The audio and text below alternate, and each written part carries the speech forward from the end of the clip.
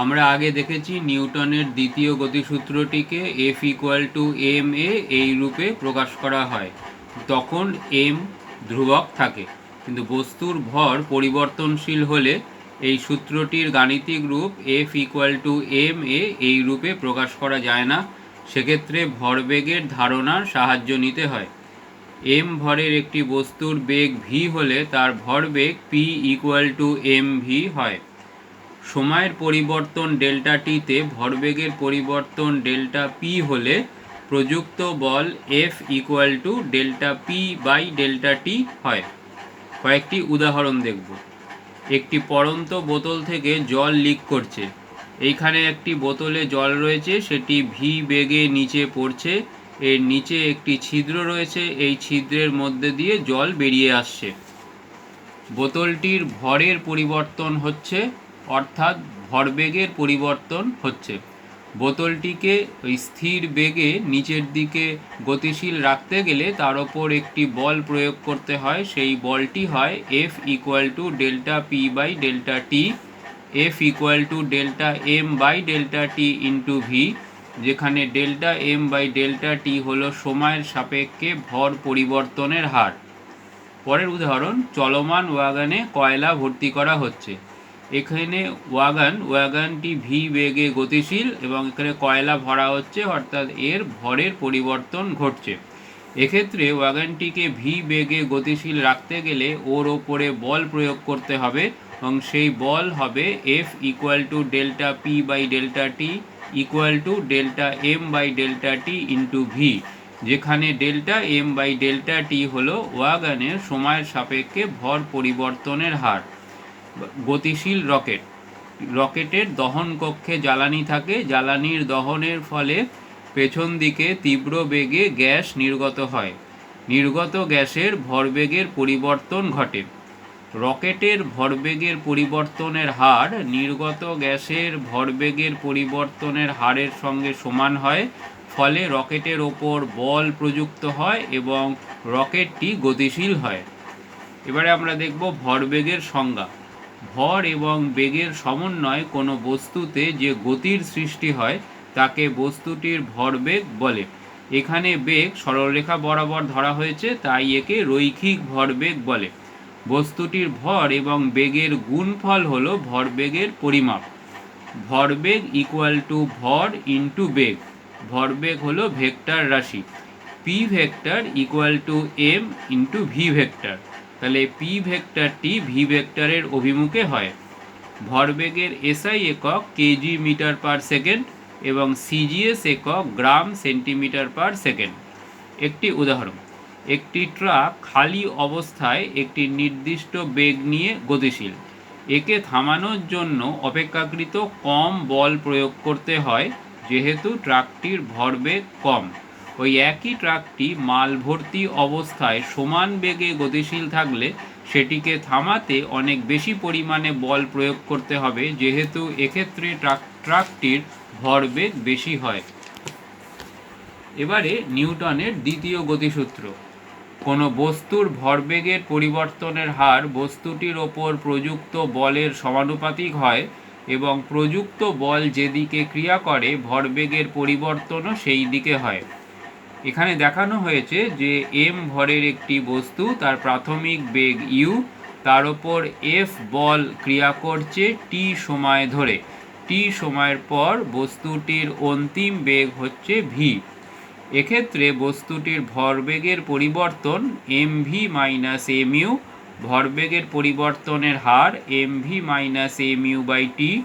দ্বিতীয় সূত্রানুযায়ী F সমানুপাতিক mv - mu by t, F সমানুপাতিক m into v - u by t, F সমানুপাতিক ma, যেখানে v - u by t = a হলো ত্বরণ। সুতরাং F = kma, যেখানে k হলো একটি সমানুপাতিক ধ্রুবক। এবার একক বলের সংজ্ঞা থেকে আমরা পাই, একক ভরের ওপর একক বল ক্রিয়া করলে একক ত্বরণ সৃষ্টি হয়। সেক্ষেত্রে F = 1, m = 1 এবং a = 1 হয়। সেখান থেকে k = 1 পাওয়া যায়, অর্থাৎ F = ma। এক্ষেত্রে বস্তুর ভর m ধ্রুবক থাকে। F vector equal to M into A vector. এটি হলো দ্বিতীয় সূত্রের গাণিতিক রূপ। বল ইকুয়াল টু ভর গুণ ত্বরণ। এই সমীকরণের সাহায্যে বলের পরিমাপ করা যায়। এবারে আমরা দেখব রৈখিক ভরবেগের সংরক্ষণ সূত্র। বাইরে থেকে কোনো বল প্রযুক্ত না হলে কোনো বস্তু সংস্থার মোট রৈখিক ভরবেগ অপরিবর্তিত থাকে। এখানে দেখানো হয়েছে এম ভরের একটি বস্তু, তার প্রাথমিক বেগ u1, m2 ভরের একটি বস্তু, তার প্রাথমিক বেগ u2, u1 greater than u2। এক্ষেত্রে বস্তু সংস্থার ওপর বাইরে থেকে কোনো বল ক্রিয়া করছে না। m1 বস্তুটি এসে m2 বস্তুর সঙ্গে সংঘাত ঘটাবে। m1 বস্তুটি m2 বস্তুর ওপরে F12 বল প্রয়োগ করে। m2 বস্তুটি m1 বস্তুর ওপরে F21 বল প্রয়োগ করে। সংঘাতের পরে m1 বস্তুটির বেগ v1 এবং m2 বস্তুটির বেগ v2 হয়। m1 বস্তুর ওপর ক্রিয়াশীল বল F21 m1 বস্তুটির ভরবেগের পরিবর্তনের হারের সঙ্গে সমান হয়। m2 বস্তুটির ওপর ক্রিয়াশীল বল F12 m2 বস্তুটির ভরবেগের পরিবর্তনের হারের সঙ্গে সমান হয়। নিউটনের তৃতীয় সূত্রানুযায়ী F12 equal to minus F21। সেখান থেকে আমরা পাবো সংঘাতের পূর্বে মোট ভরবেগ ইকুয়াল টু সংঘাতের পরে মোট ভরবেগ। m1 u1 plus m2 u2 equal to m1 v1 plus m2 v2। কয়েকটি উদাহরণ দেখব। বন্দুক থেকে বুলেট ছোড়া। বন্দুক থেকে বুলেট ছোড়ার পূর্বে বন্দুক এবং বুলেট উভয়ই স্থির অবস্থায় থাকে, সুতরাং বন্দুক এবং বুলেটের মোট ভরবেগ 0 হয়। এবার বন্দুক থেকে বুলেট ছোড়ার পরে বুলেটে ভরবেগের সৃষ্টি হয়।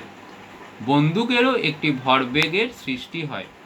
ভরবেগের সংরক্ষণ সূত্রানুযায়ী বুলেটের ভরবেগ প্লাস বন্দুকের ভরবেগ ইকুয়াল টু 0।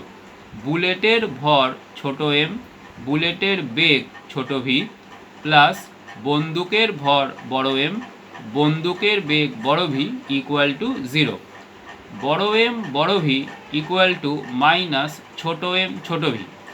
বড় v ইকুয়াল টু মাইনাস ছোট m বাই বড় m ইন্টু ছোট v। ঋণাত্মক চিহ্ন বোঝায় যে বন্দুকটি বুলেটের বেগের বিপরীত দিকে গতিশীল হয়, সুতরাং বন্দুকটি বন্দুকধারীকে পেছন দিকে ধাক্কা দেয়। চলমান রকেটটি আরেকবার একটু আলোচনা করব। রকেটটি গতিশীল হওয়ার আগে রকেটের মোট ভরবেগ 0 থাকে। এই দহনকক্ষে জ্বালানির দহনের ফলে পেছন দিকে তীব্র বেগে গ্যাস নির্গত হয়, তাহলে নির্গত গ্যাসে উচ্চ ভরবেগ সৃষ্টি হয়। মোট ভরবেগ 0 করার জন্য রকেটে সামনের দিকে উচ্চ ভরবেগ সৃষ্টি হয়, ফলে রকেটটি সামনের দিকে গতিশীল থাকে। পরের উদাহরণ, হোস পাইপের মধ্যে দিয়ে জল প্রবাহিত হওয়ার সময় পাইপটিকে হাতে রাখা অসুবিধাজনক। এখানে এই ছবিটি দেখো। আমরা জানি দমকল কর্মীরা জ্বলন্ত বস্তুর দিকে হোস পাইপের সাহায্যে তীব্র বেগে জল ছেটায়। জলের প্রবাহ শুরু হওয়ার আগে হোস পাইপ এবং জলের মোট ভরবেগ 0 থাকে।